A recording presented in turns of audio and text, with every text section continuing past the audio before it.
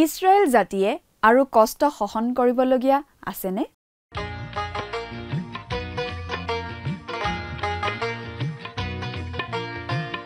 আজিৰে পবিত্ৰ ক্ষণতে উজলি উঠা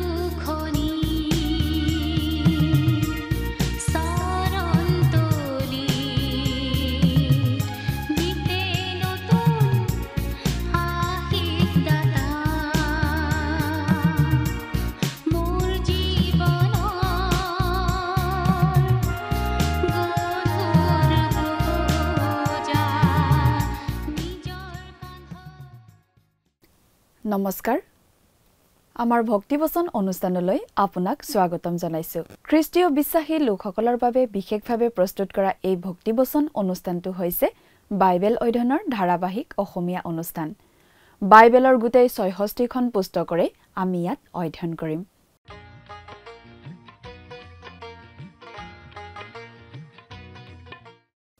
প্ৰিয় দৰ্শক, আপুনি যদি আমাৰ আগৰ অনুষ্ঠানটো শুনিছিল তেনেহলে আপোনাৰ নিশ্চয় মনত আছে যে আমি এতিয়া বাইবেলৰ পুৰণি নিয়ম খণ্ডৰ মিখা ভাৱবাদীৰ পুস্তকখনৰ অধ্যয়ন কৰি আছো।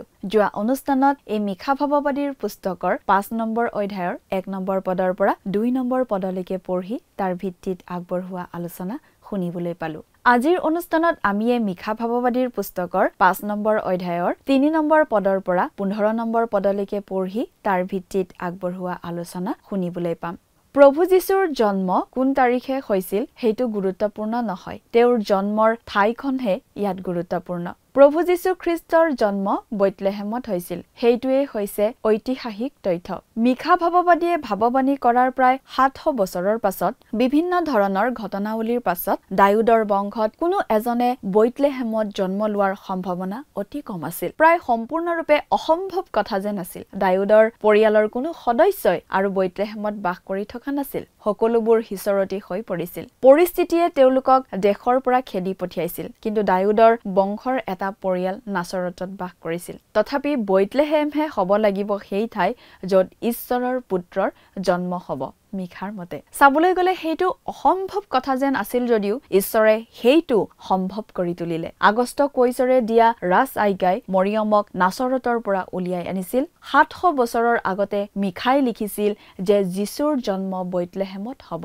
মৰিয়ম নিৰ্ধাৰিত সময়ত বেথলেহেম গৈ পালে। তাতেই প্ৰভু যীশু জন্মিল আৰু মিখাৰ যোগেৰে ঈশ্বৰে কৰি থোৱা ভাৱবাণী ফলিয়ালে। কেৱল প্ৰভু যীশুৰ জন্মৰ ঠাইখনৰ বিষয়েই নহয়, ইছৰাইল জাতিৰ বিষয়েও মিখাৰ যোগেৰে কোৱা হৈছিল। মিখাৰ যোগেৰে কেৱল তেওঁলোকৰ বিশ্বব্যাপী বিচ্ছিন্নতাৰ কথাই কোৱা হোৱা নাই, তেওঁলোক যে চাৰিওফালে হিচৰতি হৈ পৰিছিল সেয়া আছিল তেওঁলোকৰ ওপৰলৈ অহা ঈশ্বৰৰ দণ্ড। কিন্তু মিখাৰ যোগেৰে তেওঁলোকৰ বিশেষ কষ্টৰ কথাও কোৱা হৈছে। ভৱিষ্যতে আহিবলগীয়া মহাক্লেশৰ সময়খিনি হৈছে সেই কষ্ট যাৰ মাজেৰে জাতিটো পাৰ হ'ব লাগিব। কিন্তু তেওঁৰ ভাইসকলৰ অৱশিষ্টসকল ইছৰাইলৰ সন্তানসকলৰ ওচৰলৈ উভতি যাব, অৰ্থাৎ গোটেই যিহুদীসকলক তেওঁলোকৰ বিশ্বব্যাপী বিচ্ছিন্নতাৰ পৰা পুনৰ একত্ৰিত কৰা হ'ব। এয়া ভৱিষ্যতে ফলিয়াব। প্ৰিয় দৰ্শক, কথাবোৰ অধিক বহলাই চাবলৈ আহকচোন এতিয়া আমি মূল আলোচনাটোৰ মাজলৈ আগবাঢ়ি যাওঁ। আমাৰ পৰম পবিত্ৰ প্ৰভু যীশুখ্ৰীষ্টৰ নামত নমস্কাৰ। প্ৰিয় শ্ৰোতা, আশা কৰোঁ মহান পিতা পৰমেশ্বৰৰ মহান অনুগ্ৰহত আপুনি ভালে কুশলে আছে। আজিৰ অনুষ্ঠানত আমি এই মিখা পুস্তকখনৰ 5 নম্বৰ অধ্যায়ৰ 3 নম্বৰ পদৰ পৰা আমাৰ আলোচনা আগবঢ়াই নিব খুজিছোঁ। এই মিখা পুস্তকখনত যিবিলাক ভাৱবাণী জনাই দিয়া হৈছে তাৰে বহুতো ইতিমধ্যে ফলিয়ালে, কিন্তু ভৱিষ্যতেও ফলিয়াবলগীয়া কিছুমান ভাৱবাণী এতিয়াও আছে আৰু আজি ইয়াৰ যোগেদি আমাৰ শিকিবলগীয়া অনেক কথা আছে। প্ৰিয় শ্ৰোতা, মিখা ভাৱবাদীৰ পুস্তকৰ 5 নম্বৰ অধ্যায়ৰ 2 নম্বৰ পদত আমি বিশেষভাৱে পালোঁ প্ৰভু যীশুৱে মানৱ ৰূপ ধাৰণ কৰি বেথলেহেমত জন্ম ল'ব বুলি মিখা ভাৱবাদীয়ে 700 বছৰ আগতেই জনাই দিয়া কথা। লগতে আমি এই কথাও পঢ়িবলৈ পালোঁ যে প্ৰভু যীশু অনাদিকালৰ পৰাই আছে। বেথলেহেমত তেওঁ কেৱল মানৱ ৰূপ ধাৰণ কৰিহে জন্মগ্ৰহণ কৰিছিল। এতিয়া আমি মিখা ভাৱবাদীৰ পুস্তকখনৰ 5 নম্বৰ অধ্যায়ৰ 3 নম্বৰ পদৰ পৰা এছোৱা সময়ৰ কথা পাম। প্ৰভু যীশুক ইছৰাইল জাতিয়ে প্ৰত্যাখ্যান কৰাৰ পৰা তেওঁ ভৱিষ্যতে এই পৃথিৱীত ন্যায় শাসন প্ৰতিষ্ঠা কৰিবলৈ ৰজা হিচাপে আহিবলগীয়া সময়লৈকে এই সময়ছোৱাৰ কথা। আহক এতিয়া বাইবেলৰ পৰা পাঠ কৰি দিম।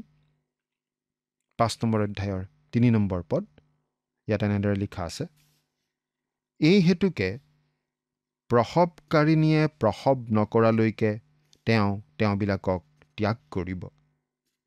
তেতিয়া তেওঁৰ ভাইবিলাকৰ অৱশিষ্ট ভাগ ইছৰাইলৰ সন্তানবিলাকলৈ উলটি আহিব। এই পদটোতো প্ৰভু যীশুখ্ৰীষ্টৰ জন্মৰ বিষয়ে কোৱা হৈছে বুলি আপুনি হয়তো ভাবিব পাৰে। এই কথাটো সঁচা যে মৰিয়মৰো প্ৰসৱ বেদনা হৈছিল, কিন্তু আমি এই শাস্ত্ৰাংশ পঢ়োঁতে এই কথাও মনত ৰাখিব লাগিব যে ই আচলতে ইছৰাইল জাতিটোৰ কথাও বুজাইছে। ই তেওঁবিলাক গোটেই পৃথিৱীতে সিঁচৰতি হৈ পৰাৰ কথাটো বুজাইছে। ঈশ্বৰৰ পৰা শাস্তি স্বৰূপেই তেওঁলোক তেনেদৰে দেশান্তৰিত হ'ব লগা হৈছিল। লগতে তেওঁলোকৰ যি বেদনা সেইটোকো বুজাইছে। ভৱিষ্যতে আহিবলগীয়া মহাক্লেশৰ মাজেদি সেই জাতি পাৰ হ'ব লাগিব। সেয়া তেওঁলোকৰ ভয়াৱহ প্ৰসৱ বেদনা যেন হ'ব। তেতিয়া তেওঁৰ ভাইবিলাকৰ অৱশিষ্ট ভাগ ইছৰাইলৰ সন্তানবিলাকলৈ উভতি আহিব, অৰ্থাৎ যিহুদী লোকসকলক পৃথিৱীৰ চাৰিওপিনৰ পৰা আকৌ গোটাই লৈ অনা হ'ব। এতিয়া 4 নম্বৰ পদটো পাঠ কৰি দিম। আৰু তেওঁ থিয় হৈ জিহুৱাৰ শক্তিত নিজ ঈশ্বৰ জিহুৱাৰ নামৰ মহিমাত নিজৰ জাক চৰাব। আৰু তেওঁবিলাকে নিৰাপদে বাস কৰিব, কিয়নো তেওঁ পৃথিৱীৰ অন্তলৈকে মহান হ'ব। ইয়াত প্ৰভু যীশুখ্ৰীষ্টক এজন মেৰৰখীয়াৰ ৰূপত দেখুওৱা হৈছে, যিজনে তেওঁৰ মেৰবিলাকক প্ৰতিপালন কৰে। তেওঁৱেই খ্ৰীষ্টীয় মণ্ডলীৰ প্ৰকৃত মেৰৰখীয়া, প্ৰকৃত পালক। তেওঁ ইছৰাইল জাতিৰো পালক। যিজন বেথলেহেমত জন্মিছিল, যিজনক প্ৰত্যাখ্যান কৰা হৈছিল, সেইজনেই মেৰবিলাকক অৰ্থাৎ ইছৰাইলৰ লোকবিলাকক প্ৰতিপালন কৰিব। তেওঁৰ মেৰৰখীয়াৰ ৰূপতকৈ আন কিবা সুন্দৰ ৰূপ আমি কল্পনা কৰিব নোৱাৰোঁ। সেই মেৰৰখীয়াৰ ৰূপটোৱে দেখুৱাই তেওঁ লোৱা যত্ন, তেওঁ দিয়া প্ৰতিৰক্ষা আৰু তেওঁ দিয়া পৰিত্ৰাণৰ কথা। তেওঁৱেই হৈছে মেৰবিলাকক বচাবলৈ নিজৰ প্ৰাণ পৰ্যন্ত দিয়া সজ মেৰৰখীয়া।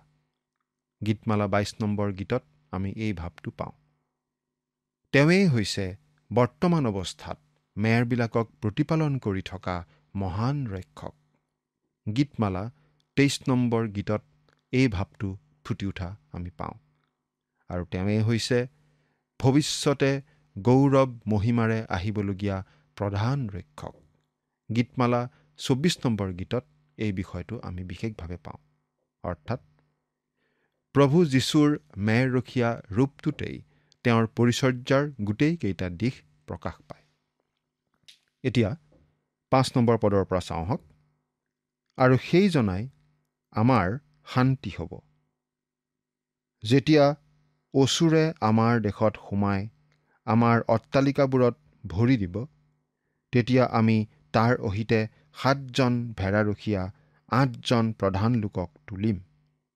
যিশয়া ভাৱবাদীৰ ভাৱবাণীৰ নিচিনাকৈ ইয়াতো ইছৰাইল জাতিৰ বিৰুদ্ধে শেষকালত আহিবলগীয়া শত্ৰুৰ বিষয়ে কোৱা হৈছে।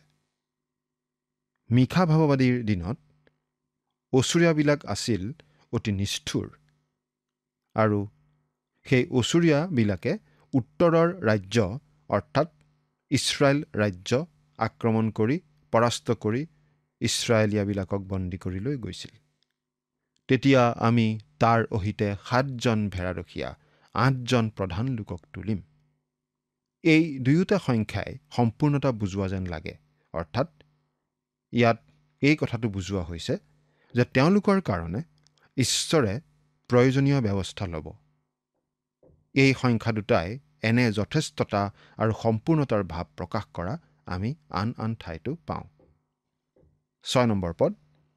তেওঁবিলাকে তৰোৱালেৰে অসুৰ দেশ, নগৰবোৰৰ দুৱাৰত নিম্ৰোদৰ দেশ উচ্ছন্ন কৰিব। যেতিয়া অসুৰে আমাৰ দেশত সোমাই আমাৰ সীমাৰ ভিতৰত ভৰি দিব, তেতিয়া তেওঁ সিহঁতৰ পৰা আমাক উদ্ধাৰ কৰিব। তেওঁবিলাকে তৰোৱালেৰে অসুৰ দেশ উচ্ছন্ন কৰিব। ইয়াত সেই আহিবলগীয়া শেষকালৰ বিষয়ে ভৱিষ্যৎবাণীটো চলিয়েই আছে। অসুৰীয়াই প্ৰতিনিধিত্ব কৰিছে মহাক্লেশৰ সময়ছোৱাৰ অন্তত জাতিবোৰৰ যি গোট বা সন্মিলনে ইছৰাইল আক্ৰমণ কৰিবহি, সেই জাতিবোৰৰ সন্মিলনটোক। আৰু ইছৰাইলক নেতৃত্ব দিব তেওঁলোকৰ ৰখীয়া পালক অৰ্থাৎ যীশুখ্ৰীষ্টই। তেওঁলোকে সেই আক্ৰমণ প্ৰতিহত কৰিব আৰু শত্ৰুৰ অঞ্চললৈকে যুদ্ধ বিয়পাই দিব। মিশা ভাৱবাদীয়ে কেনেকৈ সম্পূৰ্ণ ৰূপত খ্ৰীষ্টৰ কথা দাঙি ধৰিছে সেইটো বিশেষভাৱে মন কৰিবলগীয়া। প্ৰথমতে খ্ৰীষ্টক তেওঁ দাঙি ধৰিছে বৈতলেহেমত জন্মগ্ৰহণ কৰিব লগা জনা বুলি। যেতিয়া তেওঁ এই পৃথিৱীত জন্মিছিল তেওঁ মানৱীয়তা গ্ৰহণ কৰিছিল। আমি মনত ৰখা উচিত যে তেওঁ নিজকে নম্ৰ কৰি পৃথিৱীত মানুহ ৰূপত জন্মগ্ৰহণ কৰিছিলহি। আপোনালোকে বাইবেলৰ পৰা চাব পাৰে ফিলিপিয়া 2 নম্বৰ অধ্যায়ৰ 5-ৰ পৰা 8 নম্বৰ পদলৈকে। ফিলিপিয়া 2 নম্বৰ অধ্যায়ৰ 5-ৰ পৰা 8 নম্বৰ পদ। আমি আচলতে নিজক নত নকৰোঁ, কেতিয়াবা আনেহে আমাক নত কৰে। কিন্তু খ্ৰীষ্টই নিজেই নিজক নত কৰিছিল। খ্ৰীষ্টই নিজকে শূন্য কৰিছিল। তেওঁ নিজকে কিহৰ পৰা শূন্য কৰিছিল? তেওঁৰ ঐশ্বৰিকতাৰ পৰা শূন্য কৰা নাছিল। মাকৰ কোলাত অতি নিমাখিত শিশুৰ দৰে শুই থকা সেই শিশুটিয়ে মুখৰ বাক্যেৰে এই বিশ্ব জগতখন নোহোৱা কৰি পেলাব পাৰিলেহেঁতেন।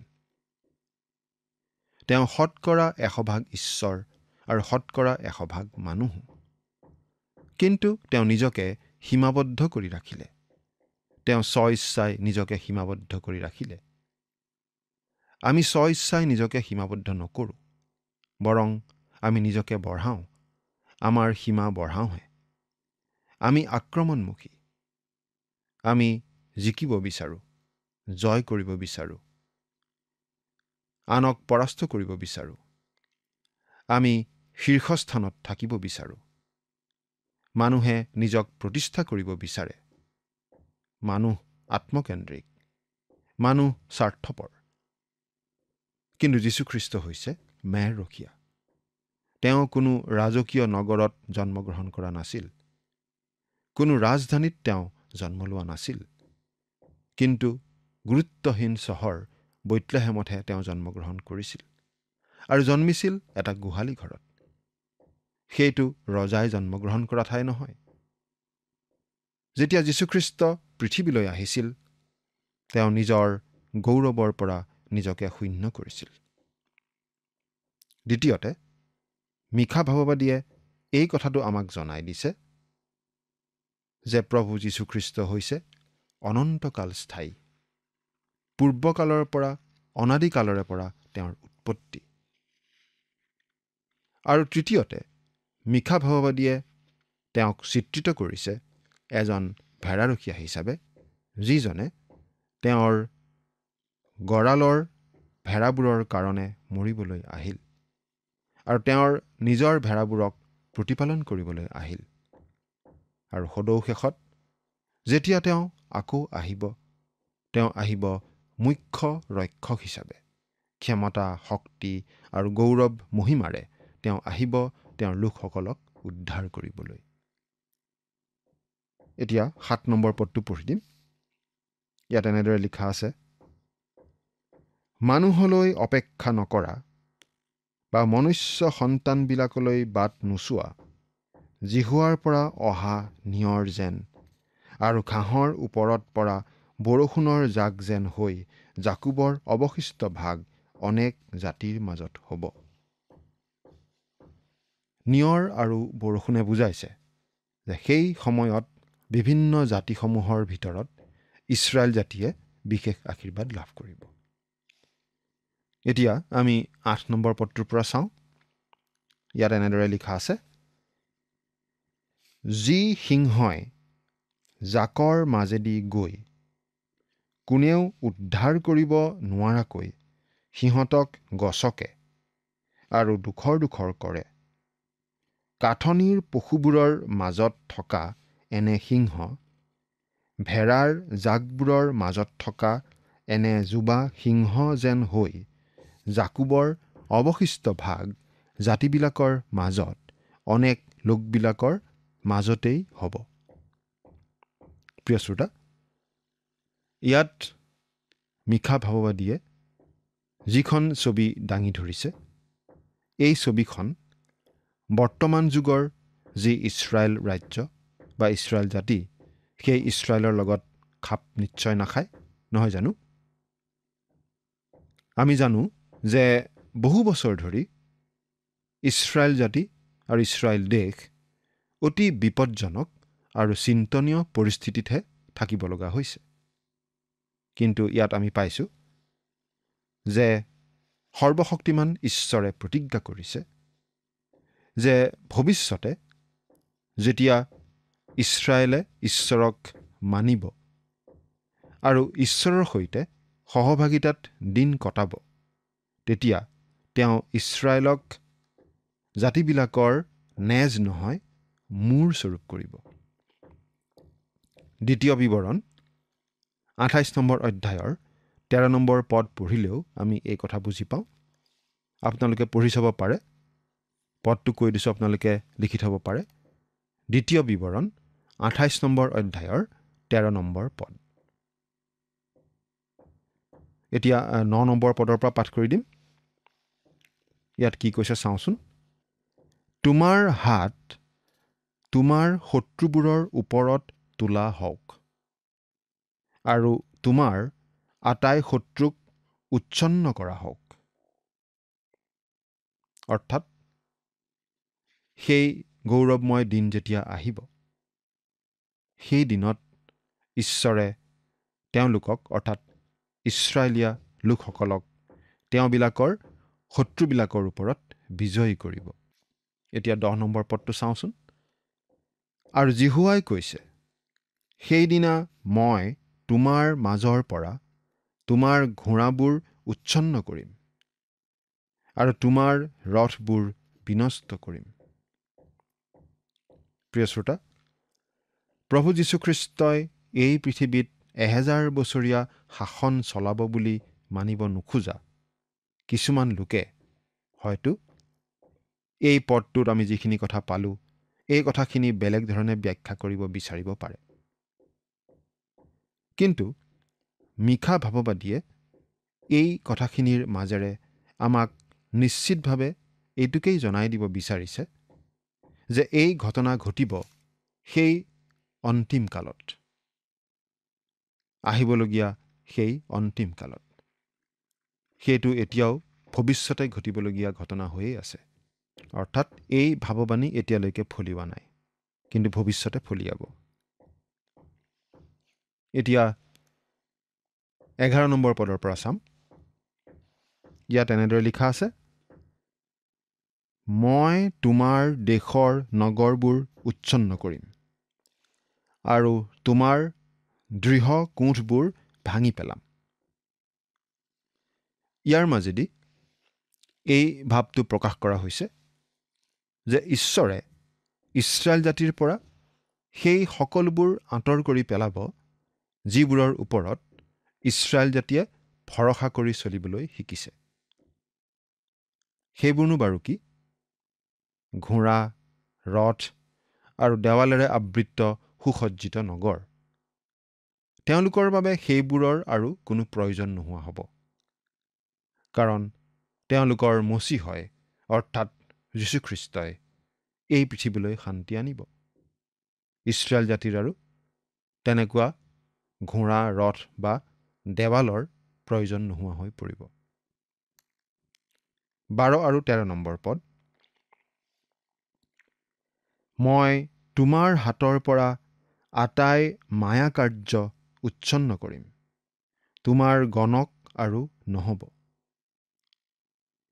মই তোমাৰ মাজৰ পৰা তোমাৰ কটা প্ৰতিমাবোৰ আৰু তোমাৰ স্তম্ভবোৰ উচ্ছন্ন কৰিম।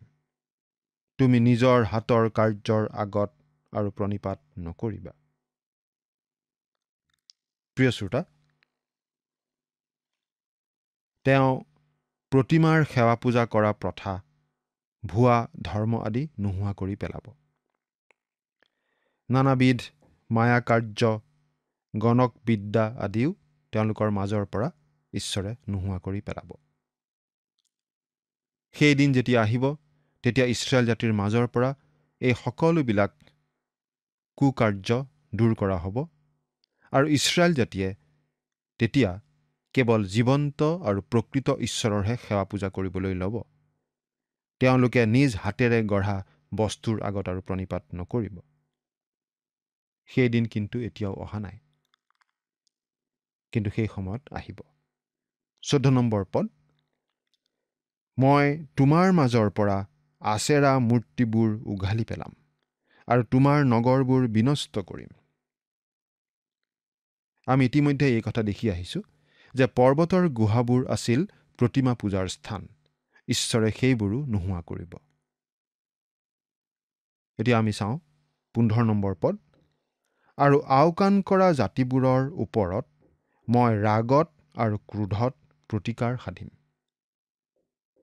সেই অসুচী জাতিবোৰেই ঈশ্বৰৰ লোকসকলক অত্যাচাৰ কৰি আহিছে।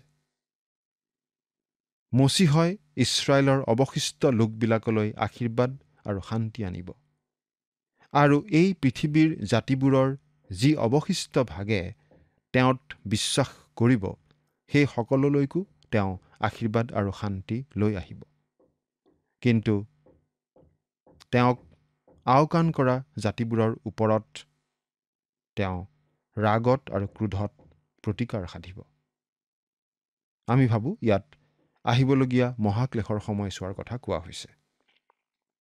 প্ৰিয় শ্ৰোতা, ভৱিষ্যতে পৃথিৱীলৈ আহিবলগীয়া সেই মহাক্লেশৰ সন্মুখীন খ্ৰীষ্টীয় বিশ্বাসী মণ্ডলী কিন্তু হ'ব নালাগে, কিয়নো তাৰ আগেয়ে সেই মণ্ডলীক এই পৃথিৱীৰ পৰা খ্ৰীষ্টই উঠাই লৈ যাব। সেই সময়ত আপুনি বাৰু ক'ত থাকিব? এবাৰ চিন্তা কৰি চাওকচোন। ঈশ্বৰে আপোনাক আশীৰ্বাদ কৰক। আমেন।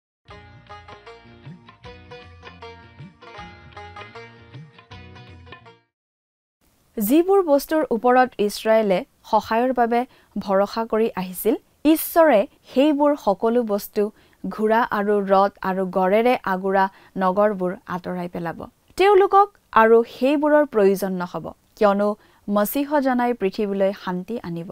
ইছৰাইল জাতিয়ে ঈশ্বৰলৈ পিঠি দি নানা ধৰণৰ সেৱা পূজা আদিৰ আশ্ৰয় লৈ আহিছে। তেওঁলোকৰ মাজত ভুৱা ভাৱবাদীসকলেও কাম কৰি মানুহবোৰক বিপথে পৰিচালিত কৰি আহিছিল। তেওঁলোকৰ মাজৰ পৰা ঈশ্বৰে সেই সকলো দূৰ কৰিব আৰু তেওঁলোকে কেৱল জীৱন্ত আৰু সত্য ঈশ্বৰকহে উপাসনা কৰিব।